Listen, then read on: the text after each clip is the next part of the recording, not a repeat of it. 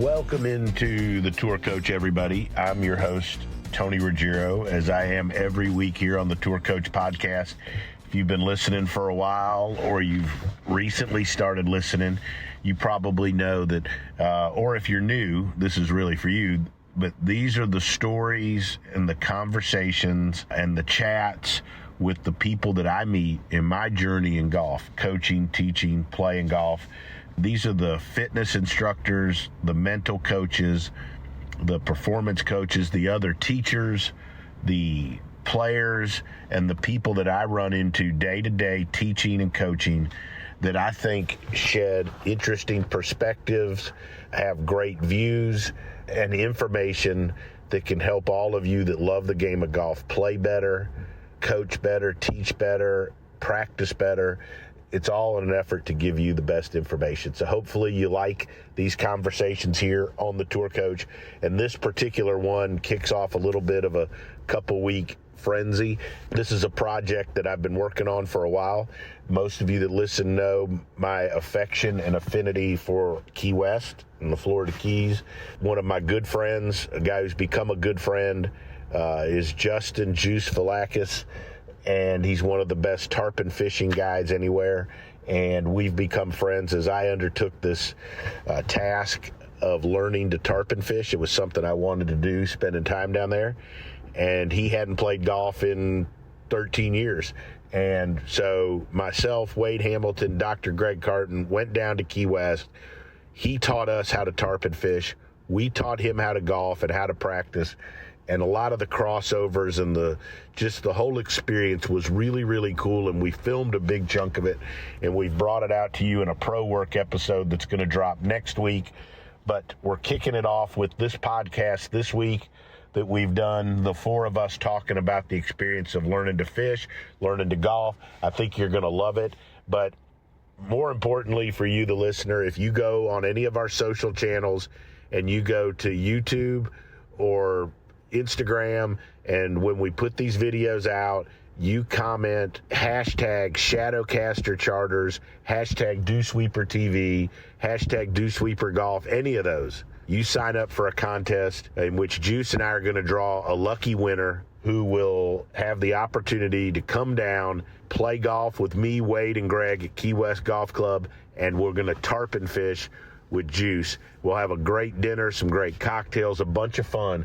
Really cool thing we're giving away here on the Tour Coach. All you got to do is go to one of our social channels, comment hashtag Shadowcaster Charters, hashtag Dewsweeper TV, hashtag Pro Work, and please like and subscribe our channel. We're making a huge push. It's going great. We appreciate all of you listening and watching, and more importantly, or equally as important, we appreciate our sponsors, Mitch McConnell and Buick GMC, Blaine Stokely, Stokely's Midtown Garden Center, Taylor Martino and Rowan, and none of this would be possible without the folks at Shrixon Golf and Vineyard Vines and Bushnell. They've been with us forever. We're going to be with you, helping you play the game of golf better. Enjoy the Tour Coach podcast. Go find us on YouTube, Dewsweeper TV. Follow us, like us, comment. Hashtag Shadowcaster Charters, hashtag Dewsweeper TV, hashtag Pro Work.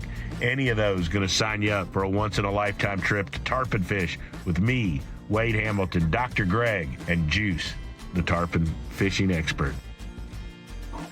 All right, so here we are. This is not as fun as it was the day that we did that down there at the harbor in Key West, when I forgot to unmute the button that just lost all our beautiful content. But wait, is that what it was? We weren't aware of that, or I wasn't aware of that. Doc, all I'm going to say about this is I've saved the soundbite where Juice just says, "Why do they call him Doc?" For a variety of reasons. So I'm going to introduce everybody. Wade, what do you got in the cup there, bud? I'm having a little yum this afternoon. Little giddy up. A little yum. Look, I'm in true character, and we are live right now. Sounds great, according to Clint, our all-star director. I got an epic Western right here. I'm going to drink a Shisparita right now. Good. We taking gotta me get back. some of those down here. So, introduce everybody. Wade Hamilton, the director of golf up at Montgomery Country Club, also a really good teacher in his own right. We just call him the DOG, the dog. That's what they call him.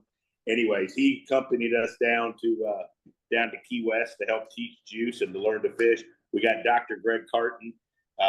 Once again, I think Juice will probably ask you why we call you Doc in the middle of this. Context. And then I just got done writing the article about Juice. It's going to go out next week. But for those that haven't been following, we're the Pro Work series that we've been doing for a while now.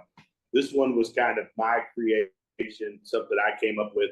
I've gotten to know Juice over the last, golly, it's been 4 years now, 3 or 4 years, I think.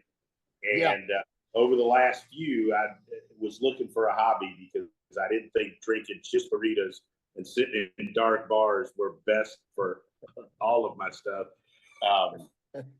Anyways, learning to tarpon fish. And from that, Juice and I got talking about just the whole learning process, really. And I'll tell the story real quick. After one of our first sessions out there, kind of floating around learning, and I called him or texted him, and I said, "Hey man, like I haven't got billed for a trip, and I know you're probably trying to get paid. Yeah, and I give you my card." And he said, "No man, this one's on me. Don't worry about it. This was so fun because you were really trying to learn." And it started making me think, and Greg Wade, I'll talk about I went into it like I would want a student to take a golf lesson. Okay. And all of the things come in without preconceived notions, not tell the person all the stuff I already knew, all of that, but really learn. And I found it fascinating. And then through the time that we've spent out there, just, reinvigorated my teaching. Realistically, like it kind of made me start thinking about how I explain things. Sometimes I get caught glossing over things that I think anybody would know. And so, with Juice, when we got to teaching in golf down there at Key West Golf Club, big shout out to those guys. They're awesome letting us hang out there. And they got a great food and beverage staff, don't they, Wade? Best I've ever seen in Key West. And anyways, they, when we teach Juice had played 12, 13 years, it was like, you can't just gloss over things. We had to start from there. So, Juice, tell us a little bit about your experience. And Greg Wade, we're going to recreate what we did on the Harbor Day that you dumbass host here forgot to record. So, but I thought the content and the stuff from those couple days together was awesome. And Greg Wade, can't thank you enough for coming down. But let's talk a little bit about what we learned from tarpon fishing and golf together. So it was for me, in my perception, working with you, the greatest student ever. I was walking into this trying to be the same, trying to be wide open and not show how nervous I really was with 3 of the greatest minds staring at me, and which isn't easy. And along with the Hemingway quote you used during it, nobody else is called Wade the greatest mind.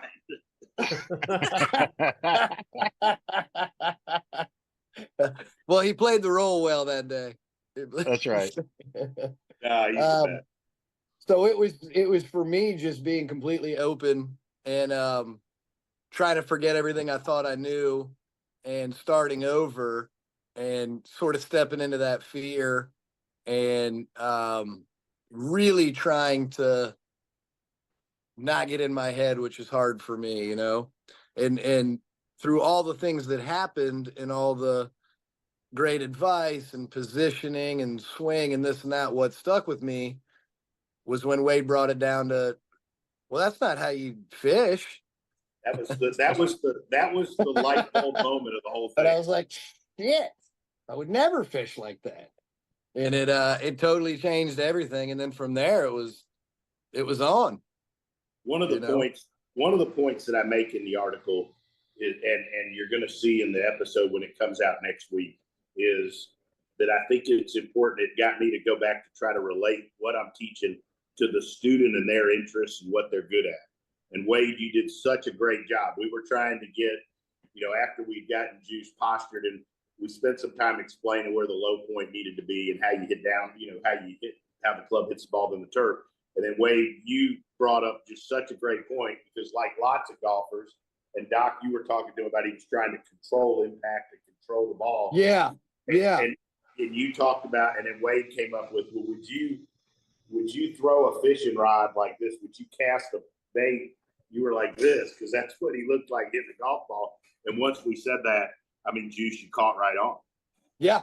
Yeah. And then Doc got my mind right after that, telling me to stop overthinking everything, basically, Yeah. Or for you to put what you were doing in your own words, right? Mm-hmm.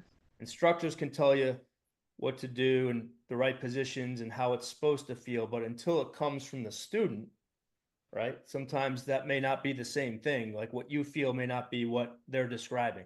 So and you breaking that down to me was amazing. It clicked when you broke it down. Yeah. Yeah. And it was really, that's a really powerful tool in learning, right? To be able to verbalize it to yourself, what something feels like. Yeah. I've borrowed that from you and put it into fishing with clients. Awesome. Did you really? Yeah. Oh yeah. Yeah. We're not even going to charge you for that. Doc's not even. I appreciate that. Wait, what's this borrow shit? We got a TM on that? Yeah. I had a That's great. Hey, Doc, I did have a quick question. We can smoke during this, right? Burritos if he borrows. Yeah, right. Exactly. I wish they sold those around here. I would have a few right here in my office. We got to get Royce and the boys at Epic Western to get up there at Boston. I know that. Go ahead. Wade, get them down here in Key West. Oh, I was just asking a question. We can smoke during this meeting? Nope. Cigarettes? Maybe. Man, I didn't wake up. I didn't wake up till 8:45 this morning. That's the latest I've slept in 10 years. Good for you. Yeah. You hear everything good one last night on the podcast. No, but when you talk about like relating, Doc, you were the best, like asking them to tell you what they're thinking, because what you're saying and what they're feeling, thinking usually don't match up. But like I've seen Tony countless times and Woody, who's a good friend of Tony's. Some of the best lessons are when you ask more questions than you make statements.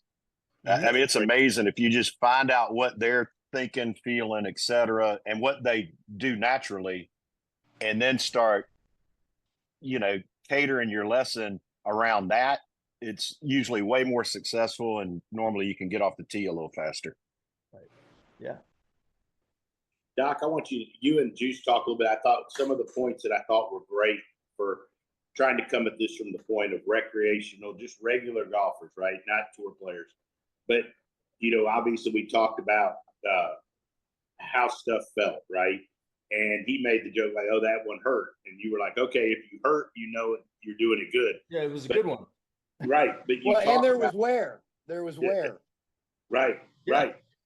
And you talked about how, because I think one thing that happens to people when they come take a golf lesson is at the end, you made him summarize it. You said, now, Juice, tell us the 3 things we did today, right? And he went through them. And I think, if I'm not mistaken, I've watched a bunch of this video the last few days, but, first was posture, right? And we gave you a process to get into your posture and explain how the hips and the body work. But posture was one. And then we talked about how to turn going back. And you created the feel of, you said it hurt your glute, but that's the feeling of loading into your glute. And then the last one, like we were trying to tell you to turn through, you just said you had to get to the finish, right? Get to the end. That's right. Yep. Get to the end, was it? And I remember Doc saying to you, okay, so get to the end's great. And then you would go back through them, and Doc, to you, like, I think that's one reason folks, sometimes they take lessons and they quit taking them, is they leave and then they go practice and they don't know how the hell to get back to what they were doing in the golf lesson. Yeah. We've done that a lot, I think, over the years now, and seen you give tons of lessons. You can tell them all the positions they're supposed to get into and what their club face is supposed to do. And, but you can't replicate that on your own. Right. But you certainly can replicate feels that you actually feel or experience in that setting. Right. And I think it's so important to to finish the lesson, right? To have the student say, okay, give us 2 or 3 things that you're going to take away that you felt that you, when you were doing things the correct way, what did it feel like? And that's how those are the ones that come back, right? Like you said, like it's so frustrating. You take a lesson, you start hitting it great, but you don't really know why you're hitting it great. You know that you're in the right position, but you can't see where that position is when you're swinging the golf club. Right. Right. And then you go to the range, you can't replicate that at all. And then this game's too hard. That was huge for me. What's that feel like was huge. And I thought it was pretty interesting because we get so wrapped up nowadays that,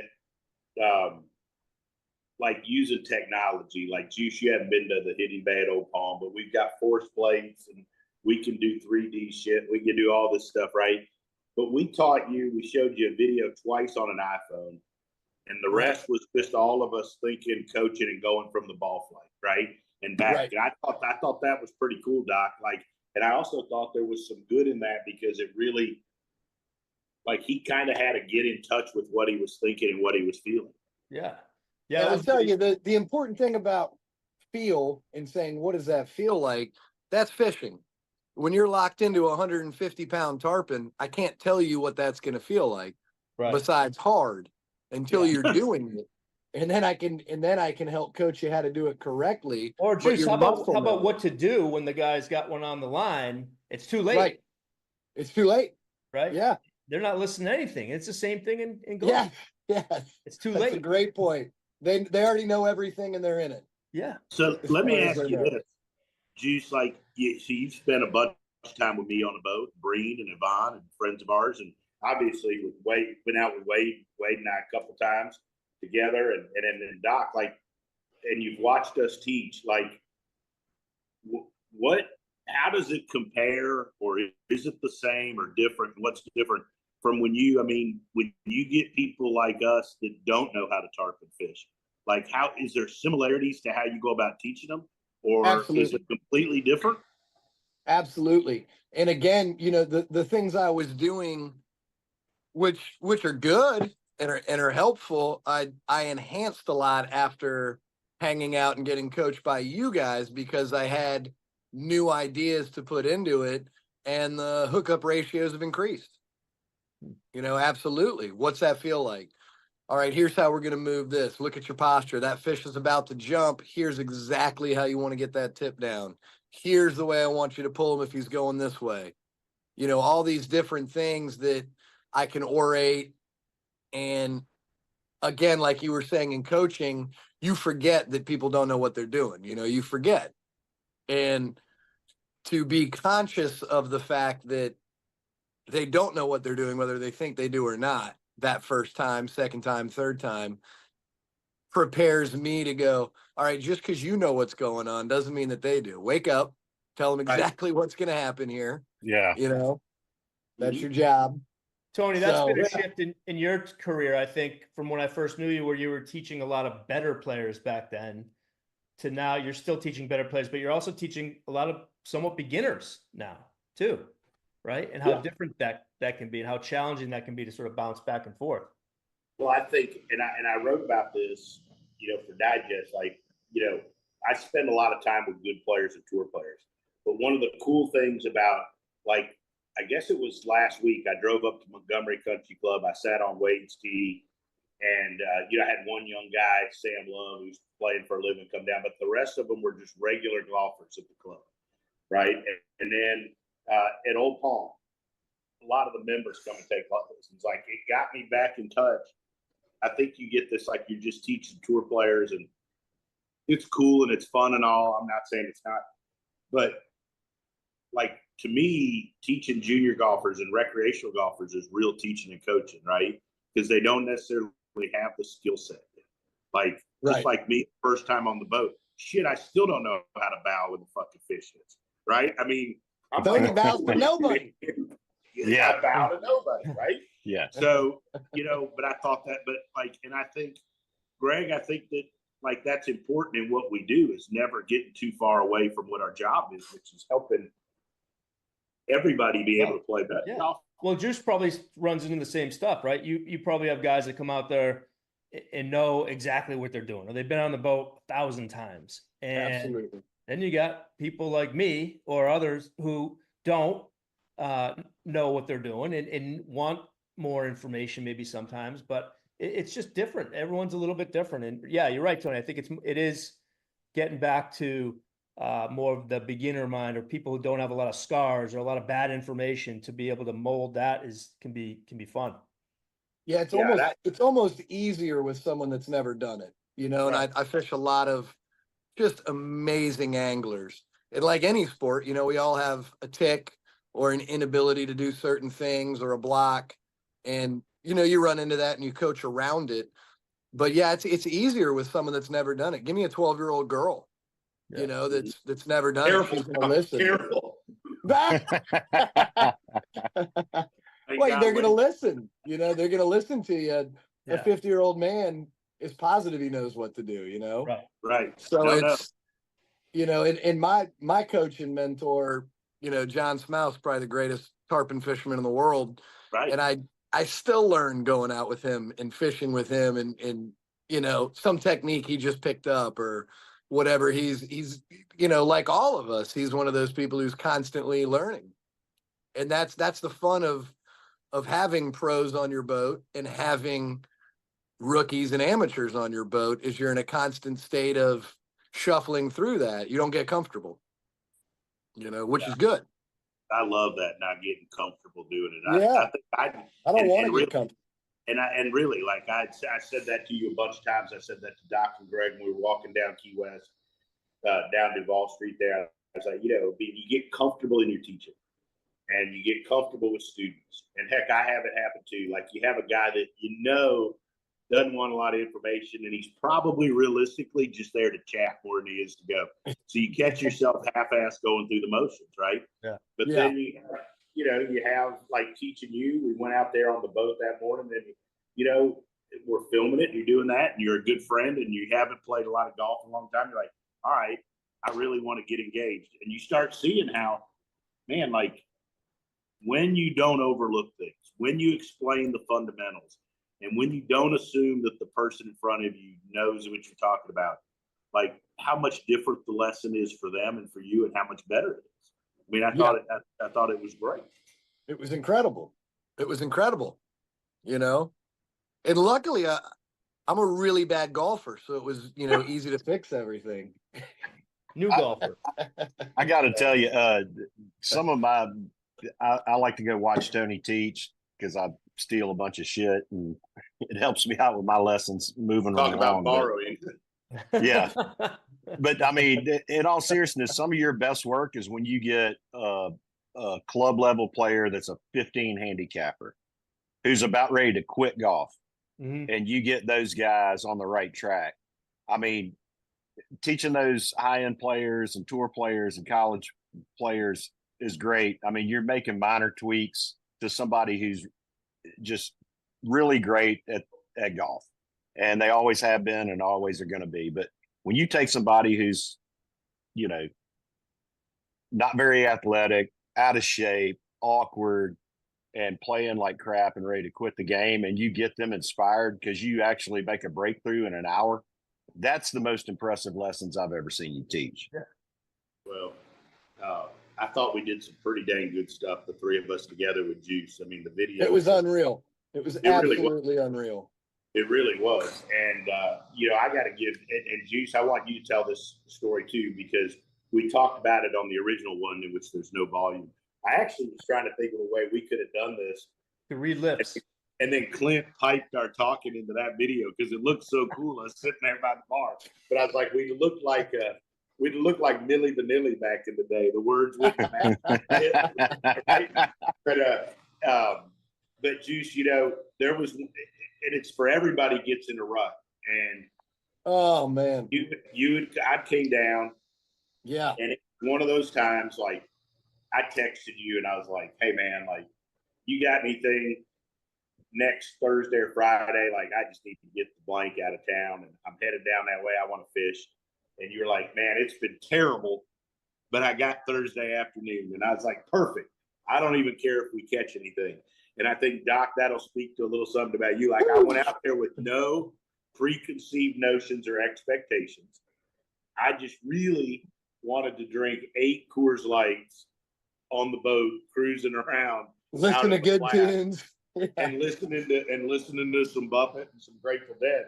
And like, we came in and I was the slump buster. I hate to say that because there's probably college. absolute fact. So we call it the barrel, and I was in the fucking barrel. You're not getting a fish. And it's like day 5, which is a lifetime in tarpon season. That's a year. And I'm dying. And so Tony calls, and I said, well, we can go out, but I'm shit right now, and I'm not catching fish. I don't know what the hell's going on. So I get done with my morning trip. I pick him up, and he can read my head immediately. He's, what's going on, buddy? I said, nothing. That's the problem. I'm screwed. And we're riding around. He said, what's going on? I said, this happens. This is just like golf. You're in your head. You need to relax. Let's go somewhere you don't normally go. I said, all right. So we're driving around. I said, I got an idea. It's kind of far away. We're going to go try something different. And I had a gut feeling. I didn't mean going to another island. He didn't clear that up until later. So we did both. But so we went to a different spot, and I just had this great feeling. I set up and was reading the water great. Didn't see any fish roll or anything like that. There was no specific tells. And we set up, started fishing, and we're just talking shit, listening to music, somewhat careless. And I think 10 minutes in, we jumped our first tarpon, caught that, and proceeded to catch, I think, 4 more that afternoon. And he looks at me and he goes, what slump? Slump buster. But you said something interesting there, and I think I have these conversations sometimes with golfers, and that they get really stale and they get stuck in this pattern of playing poorly, and then they're searching for answers, and they're digging in deeper, and they're working harder, and nothing's working. Oh yeah. And you said something that we speak about a lot. It's like, you just did something a little bit different. You just went to a different area. Or say, I'll say to golfers sometimes, tomorrow on the golf course, see if you can notice something out there that you've never seen before, right? It really helps to really keep people like grounded in what they're doing, and it changes the experience just enough to have them forget about all the stuff that's been going wrong. Yeah. And it's a simple really does. concept, but it can really make a big shift in your mindset and your approach. The example I always use is like, this may not apply directly, but if you were to brush your teeth with the opposite, did we talk about this one? You've heard me say this before, Tony? Or you started? No, but I just never know where you're going. If you were to brush your teeth with the last time you opposite took me hand, to a place, it's on track my phone, and I got in trouble. Right? If you take your toothbrush and you start brushing your teeth with the opposite hand, how different that experience would be, how engaged you'd be in the experience, and you're just doing something a little bit different, right? Same concept, but same objective, but you're doing it a little bit differently, and you're much more engaged, and you remember it, and you're really in that moment. Like, you go fishing, you're fishing the same spots, and you're like, what the hell's going on? Nothing's wrong. We'll go to a little bit of a different spot and see what happens. Yeah, now you're more absolutely. You don't know the area that much, or you're playing golf and you add something different to your routine that makes you just a little bit more aware on that day, and it can make a huge difference. Yeah, I agree. And I don't know if all those things tie together, but I was trying my hardest. No, they absolutely. Absolutely it does. And that's literally exactly what happened. You know, and that wouldn't have happened if Tony wasn't on the boat. I'd have had the story in my head, the pressure where I'm making it worse and worse, and it's getting more and more and more intense. Yeah. Sort of doing the same thing over and over again with 0 results, you know, the definition of insanity. Yeah. And then, you know, literally having Tony go, I don't care. Let's just go do this. You're not in a slump. You're fine. Right. Let's go do something else anyway. You know, and having that opportunity changed everything. And Doc, what is it? This is directly applicable to golf, because how many times do we have a guy go out there, Wade? You probably saw it in the your invitation this weekend or whatever, or 4-ball, where guy goes out, he shoots $1 million on the front, he thinks it's over, doesn't care, relaxes, or he's out of it after the first day, and the next day there's no pressure, doesn't matter. Yeah. Has a beer, and he goes out there and he plays lights out. It happens all the time. Why is that, Doc? Well, it's an old sort of boot, like the less we try, the easier we are able to move, right? And to be free. And that's really the key to performance or accessing what we have, is to be free. And if we're doing it to get something, sometimes it makes it a lot harder. So Yeah. now it's sort of this elusive kind of state, but I think sometimes athletes or competitors or anyone who's competitive gets it wrong. I think the more they try or the more they want it, the better chances they are to succeed. And then, and there's billions of stories like you just described. Well, I just decided that, hey, maybe it's not as important, and all of a sudden things open up. We call that the acceptable zone of failure. You went down to fish and didn't care if you caught a fish. That was, your day was already set. If you didn't catch a fish, you'd be okay. And then made it easier to fish.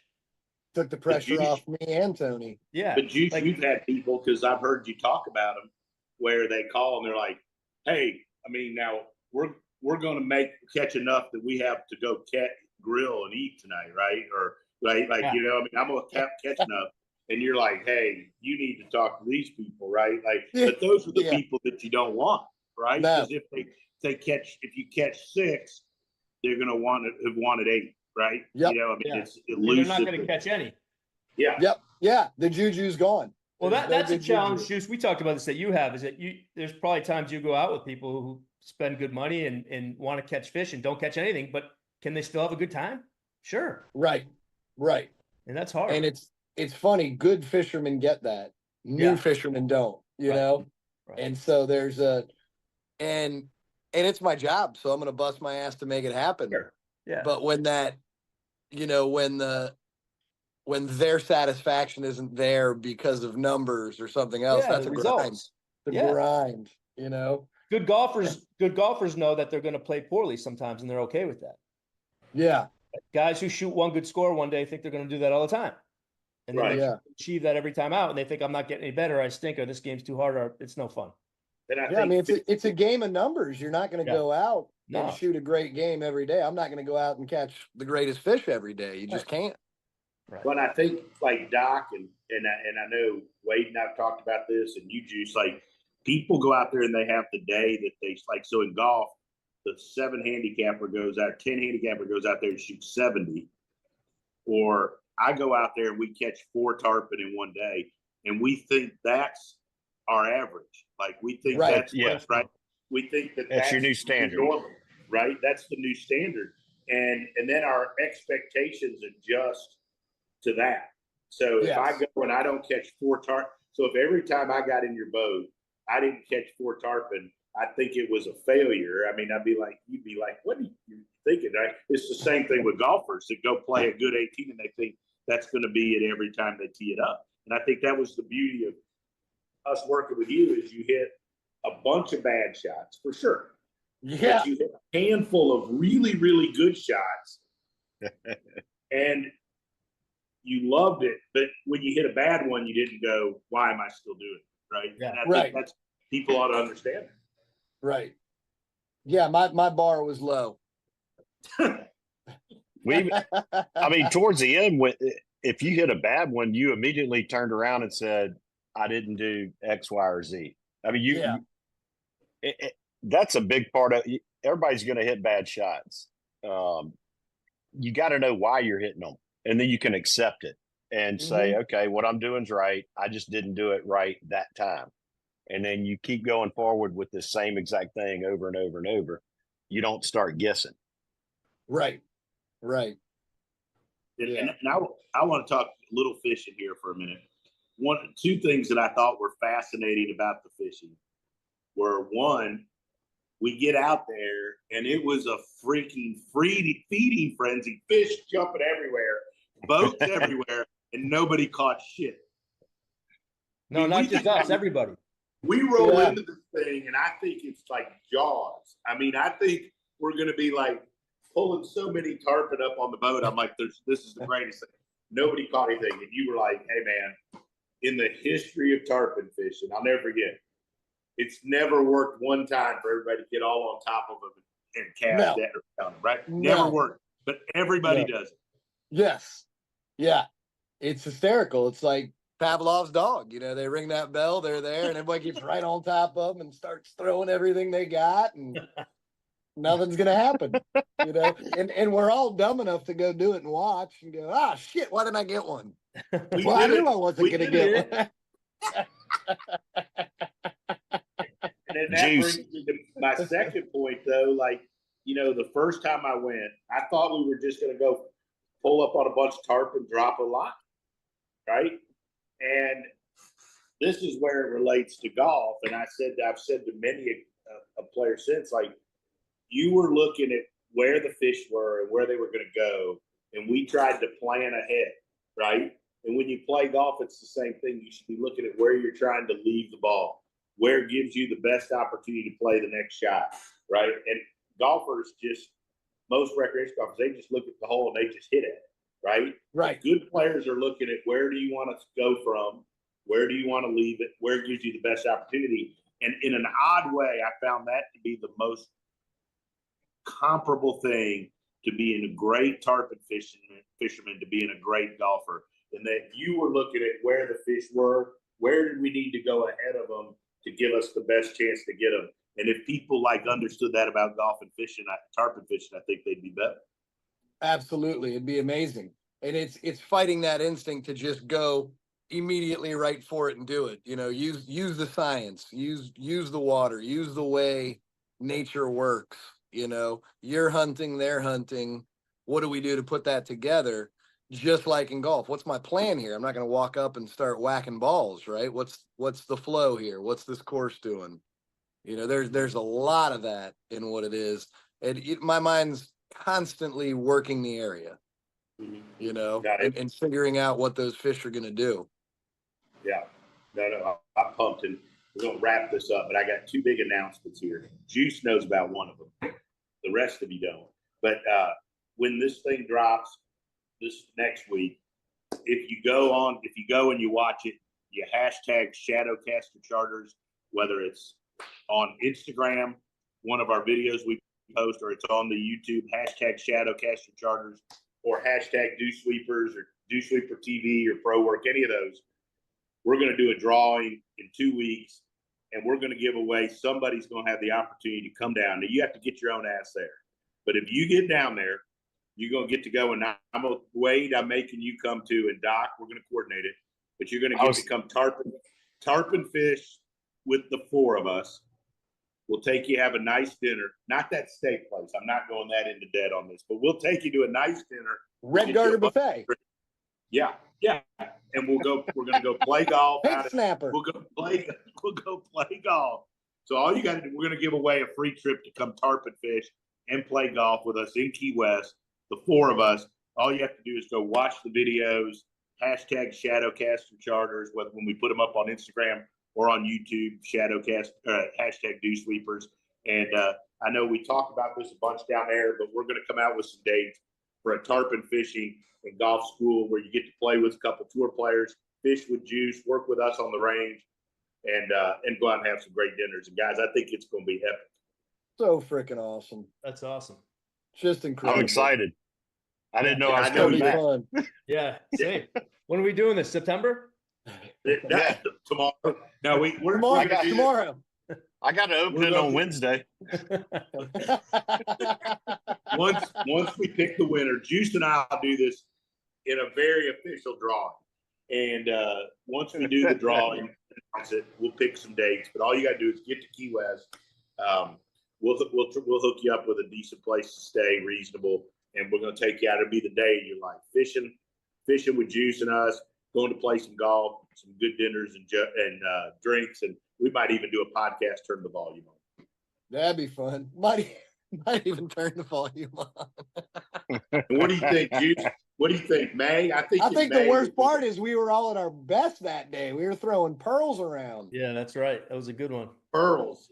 That's what you call it? I don't know. But we'll I might have been a little drunk, but it was pearls. And then looking to May, we'll do that. I think that tarpon fishing school is going to be great. So, guys, first of all, thanks for putting up with me. Juice, you're the best. You're like family. And love you, boys. Going to get down there soon. But next week, the big tarpon fishing golf pro work drops, and couldn't have filmed it with anybody better people. Doc, Wade, it was awesome, guys. Great to see everybody. Thank you, guys. It was incredible. Thank you.